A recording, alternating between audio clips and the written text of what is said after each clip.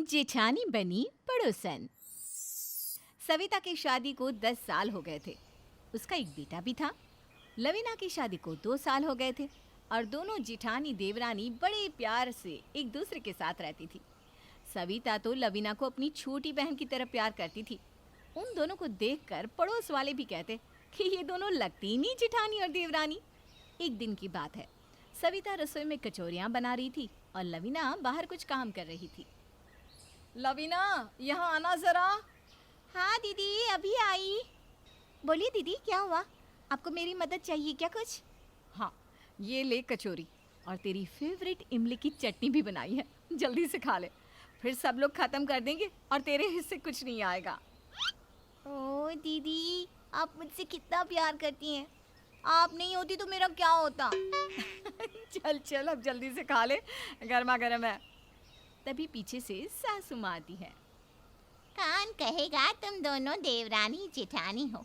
जरा देखो तो, बहनों से ज्यादा प्यार है तुम दोनों में।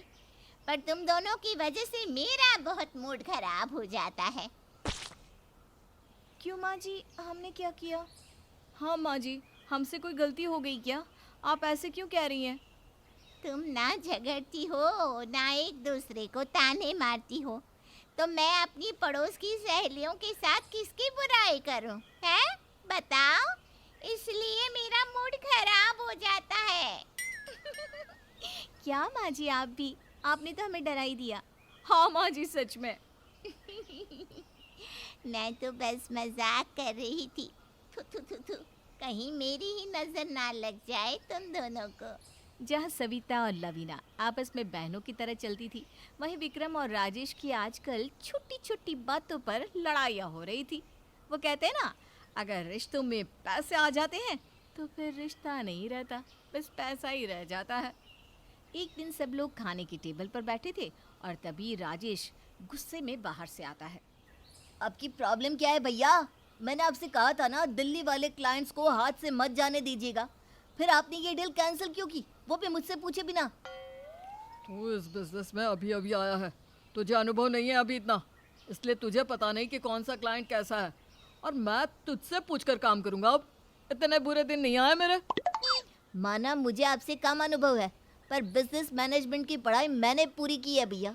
आपको तो पता भी नहीं है कि मैनेजमेंट होता क्या है। तू मुझे अनपढ़ कह रहा है? पापा के बाद ये बिजनेस मैंने अकेले ने संभाला है, समझा? तुझे बस कुछ ही वक्त हुआ है इसमें आए। और उसी कुछ वक्त में मैंने बिजनेस को कितना आगे पहुंचा दिया है, ये मत भूलिए आप। अब तू मुझसे जबान लड़ाएगा? हाँ? अरे बस करो दोनों, क्या हो गया है दोनों को? कैसे लड़ रहे हो? मत भूलो तुम दोनों भाई हो, दुश्मन नहीं। उस दिन तो कावेरी ने उन दोनों को रोक लिया, पर ऑफिस में हर दिन उन दोनों के झगड़े बढ़ते ही जा रहे थे और इस बार दोनों का गुस्सा हद पार कर चुका था। आप बड़े हैं, इसका मतलब ये नहीं कि मैं आपकी हर बात मानूंगा। और मैं अभी अब तक तुझे छोटा भाई समझ के माफ कर रहा था, पर अब नहीं। तो ठीक है ना, अलग अलग कर दीजिए बिजनेस और घर। मैं अब आपके साथ काम नहीं कर सकता। हाँ, यही सही रहेगा। तू अपने तरीके से बिजनेस कर और मैं अपने तरीके से करूँगा। और इस घर के उस हिस्से के कमरे तेरे और इस हिस्से के मेरे। अब हम बस पड़ोसी की तरह रहेंगे, परिवार की तरह नहीं। ये आप कैसी बात कर रहे हैं दोनों? हम सब एक परिवार हैं। और हम परिवार थे, अब बस हम आम पड़ोसी हैं। लवीना, चलो अपना सामान बांध लो। और आगे से किसी को एक दूसरे से बात करने की भी जरूरत नहीं है। ऐसा कैसे हो सकता है? आप दोनों हमारी बात तो सुनिए। हमने फैसला कर लिया है सविता, अब और कुछ बोलने की जरूरत नहीं है। सविता और लवीना ने अपने अपने पतियों को समझाने की बहुत कोशिश की, पर वो दोनों टस से मस नहीं हुए। पर इसका सबसे ज़्यादा दुख सविता और लवीना को हो रहा था, क्योंकि अब उन्हें बहनों की तरह नहीं बल्कि पड़ोसन बन के रहना पड़ रहा था। एक दिन दोनों अपनी अपनी छत पर खड़ी थी। दीदी, आप कुछ करिए ना, अब तो हम खुल के बात भी नहीं कर पा रहे हैं। छुप छुप के बात करनी पड़ती है इन दोनों भाइयों के डर से। मुझे पता है लवीना कि तुझ पे क्या गुजर रही है, पर ये दोनों कुछ सुनने को तैयार ही नहीं, बस अपनी जिद पर अड़ गए हैं और उस पे पीस रहे हैं हम तीनों। माँ जी का भी तो यही हाल है। एक वक्त था कि हम दोनों दिन भर बातें करते करते थकते नहीं थे और आज देखिए पड़ोसन बन गए हैं। दिन में 1-2 बार बात हो जाए बड़ी बात है। तू चिंता मत कर लवीना, हम मिलकर कुछ ना कुछ करेंगे। देवरानी जिठानी के पड़ोसन बन जाने की खबर मोहल्ले में फैल गई और कावेरी की सहेलियों ने उसे घेर लिया इन सब बातों में। अरे रे रे कावेरी, ये तो बहुत बुरा हुआ तेरे साथ। सारा मोहल्ला इन देवरानी जिठानी के प्यार की कसम खाता था, कसम, और अब देखो पड़ोसन बन गए ये दोनों। हाँ और नहीं तो क्या, दोनों को नजर लगी दुनिया की। अब तो पता नहीं दोनों बात करती होंगी भी या नहीं। हाँ, सच ही कहा तुम सबने।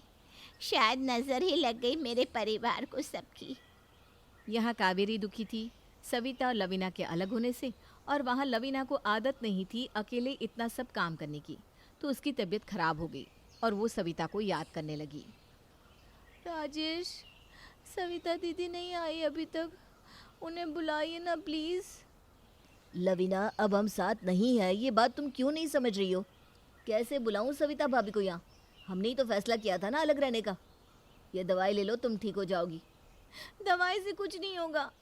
सविता दीदी मेरे लिए एक आयुर्वेदिक काढ़ा बनाती है, मैं उसी से ठीक हो जाती हूँ। उन्हें बुलाइए ना। लवीना, अब तुम जिद मत करो। ना कोई यहाँ आएगा और ना ही कोई पड़ोस के घर में जाएगा। चुपचाप ये दवाई ले लो। राजेश ने लवीना की बात नहीं सुनी और काम पर चला गया। पर शाम को जब वो वापस आया तो लवीना का बुखार अभी तक उतरा नहीं था। अब राजेश को चिंता होने लगी। इसका बुखार तो अभी तक नहीं उतरा, अब क्या करूं? एक काम करता हूं, सविता भाभी को बुला लेता हूं। राजेश हिचकिचाते हुए पड़ोस के घर में जाता है और देखता है तो सविता भाभी को भी बुखार था और विक्रम भी उसी तरफ आ रहा था। अच्छा हुआ तुम आ गए, मैं तुम्हारे पास ही आ रहा था। सविता बार बार लवीना को याद कर रही है, उसे बुला दो ना। मैं भी यहाँ सविता भाभी को ही लेने आया था। लवीना की तबीयत भी सही नहीं है। शायद हमने अपने स्वार्थ में इन दोनों बहनों को अलग करके गलती कर दी है। आपने सही कहा भैया, देवरानी जिठानी नहीं थी, बहनें थी ये दोनों, और हमने इन्हें पड़ोसन बना दिया। हमें अब अपनी गलती सुधारनी चाहिए भैया। सही कह रहे हो राजेश, हटा देते हैं ये पड़ोस की दीवार। देवरानी जिठानी के इस प्यार ने दोनों भाइयों के मन को पिघला दिया और दोनों ने फिर कभी भी इन दोनों को अलग करने के बारे में सोचा तक नहीं। और मोहल्ले में फिर से सविता और लवीना के किस्से गूंजने लगे और फिर कभी ये देवरानी जिठानी की जोड़ी पड़ोसन नहीं बनी।